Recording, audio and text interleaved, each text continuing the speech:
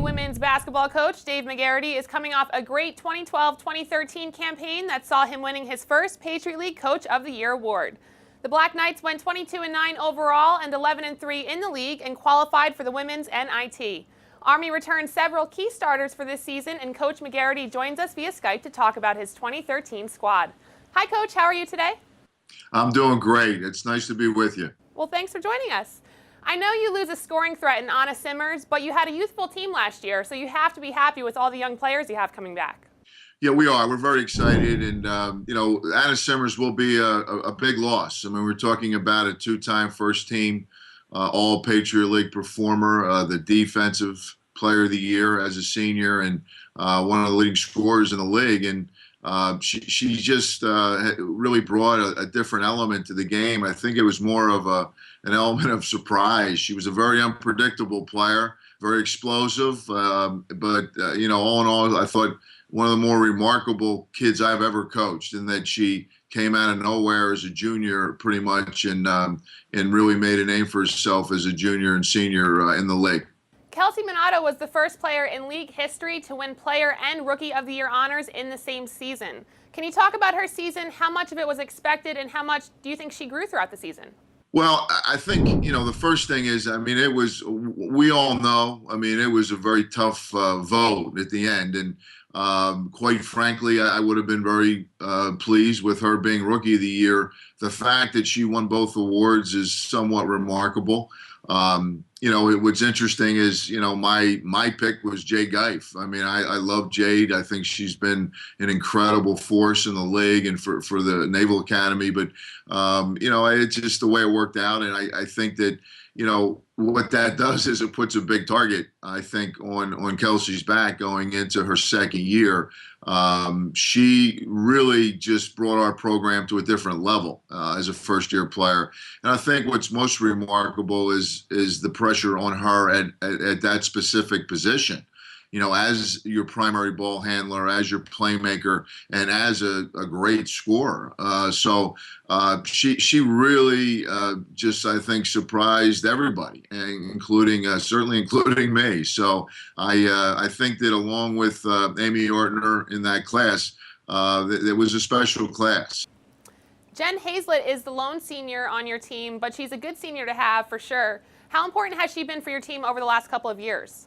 Well, Jen probably, if you asked her, she probably would tell you she was not happy with her performance as a junior, coming off of an all-league performance as a sophomore. She was second-team All-Patriot League, I think the leading rebounder in league play as a sophomore. Her numbers fell off, and part of that was, I think, we had more balance as a team, because 2 years ago we relied heavily on both her and Simmers to do everything. And that group, quite honestly, way overachieved in my mind. We were in second place going into the last regular season game of the year. We finished, I think, tied for third. But at the end of that year, going into last season, the thing that was missing was Kelsey Minato, and that made us such a more balanced team, and along with some of our frontline players that really continue to improve and emerge. Talking about the balance, Olivia, Schretzman, and Amy Ortner make up one of the better front courts in the league in size and talent. Can you talk about what you saw from them both last season and how they improved heading into this season? Well, I'm really excited about those two. I think that in particular, Olivia has just continued to improve and grow. She hit a couple rough spots in the middle and towards the end of her sophomore year.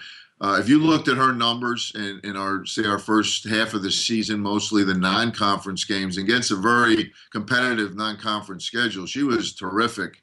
Double-doubles and great games against Air Force, Columbia, University of Pennsylvania, Morgan State. But when we got to the league, I think that she had a little bit of a drop-off, and we talked about it a lot in the offseason. She needs to be more consistent, and I think as a junior, she's one of our captains this year, along with Hazlett and Jordan Elliott. We really are looking to her for a lot more consistency, leadership.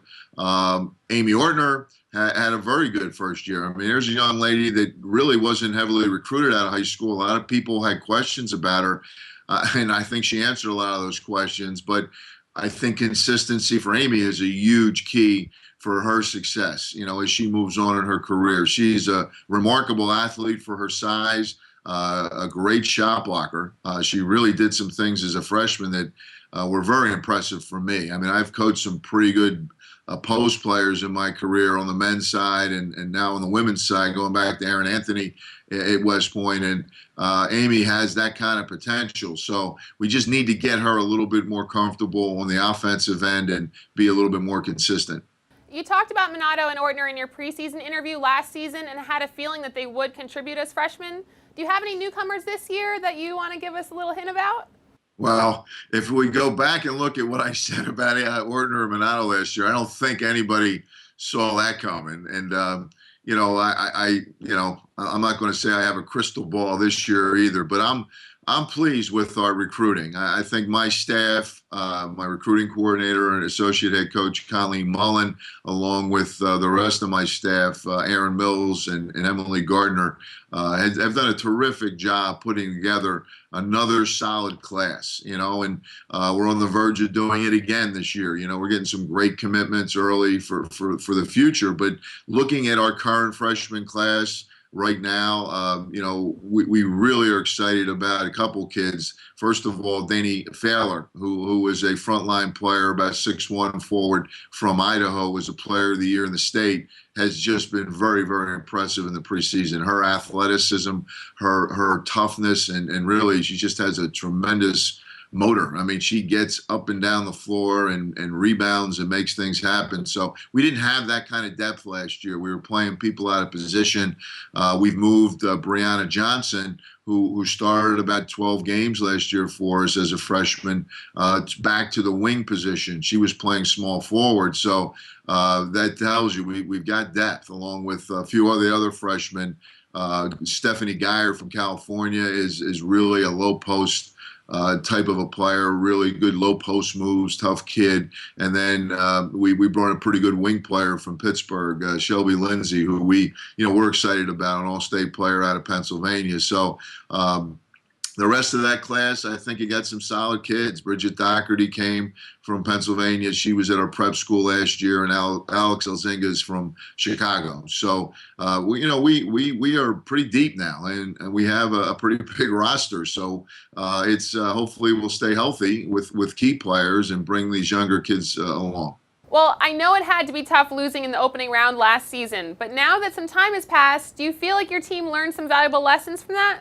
Oh, there's no question. It was a heartbreaking loss, and I think that after the way things happened, I mean, it's no secret we backed into the championship because of the big upset on the last day of the regular season. I mean, we came back from a huge deficit to beat a good Lehigh team on senior night.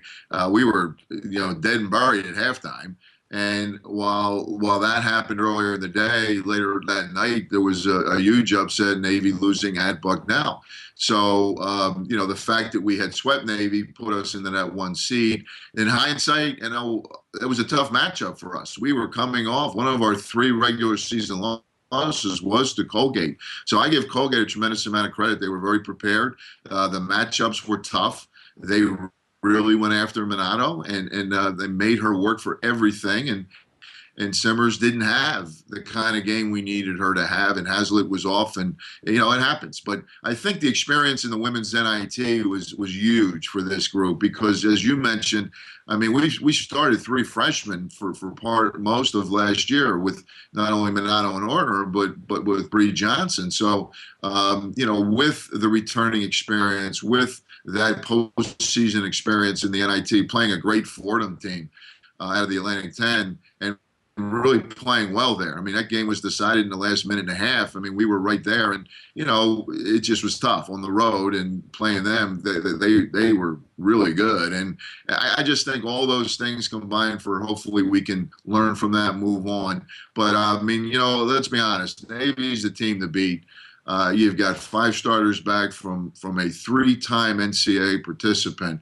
I'm sure their goal is to get to 4 straight with that class. What an unbelievable, run that group's had. So we know we've got our hands full. The fact that we did sweep them is probably going to be front and center in their mind. So we have to understand that this league, along with the addition of Boston University and Loyola, with the great talent returning at the Holy Crosses and the Lafayettes and all these other schools, Bucknell, I think it's a really, really tough league. I mean, our chances of getting an NCAA bid, now instead of having to beat out 7 teams, now you got to beat out 9 teams.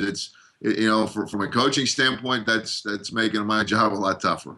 Well, Coach, it's been great chatting with you. I wish you the best of luck this season. Thank you so much. It's been great spending some time with you, and I wish everyone else in the league, a great preseason.